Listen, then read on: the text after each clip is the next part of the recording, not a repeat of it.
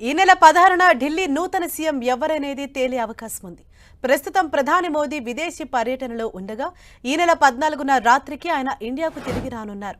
ఆయన వచ్చిన వెంటనే సీఎం అభ్యర్థితో పాటు కేబినెట్ కూర్పుపై సమాలోచనలు జరగనున్నాయి.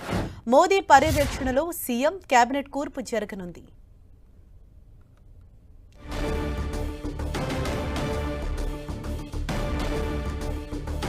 ప్రభుత్వ ఏర్పాటు కేబినెట్ కూర్పుపై ఇప్పటికే కసరత్తు కొనసాగుతోంది. పలుమార్లు సమావేశమై చర్చించిన అమిత్ షా, నడ్డా, బిఎల్ సంతోష్ సహా పలువురు బీజేపీ, ఆర్ఎస్ఎస్ ప్రముఖులు సీఎం క్యాండిడేట్పై చర్చించారు. ఇటు నడ్డా చుట్టూ పలువురు బీజేపీ ఎమ్మెల్యేలు ప్రదక్షిణలు చేస్తున్నారు. మరోవైపు ఆదివారం ఢిల్లీ బీజేపీ శాసనసభాపక్ష సమావేశం జరగనుండగా శాసనసభాపక్ష సమావేశంలో సీఎంను ఎమ్మెల్యేలు ఎన్నుకోనున్నారు.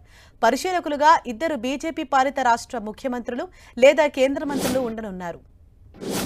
జాట్, దళితులు, పూర్వాంచలి, సిక్కులు, పహరి, బనియా సామాజిక వర్గాలకు చెందిన వారికి చోటు ఉండే అవకాశం ఉంది.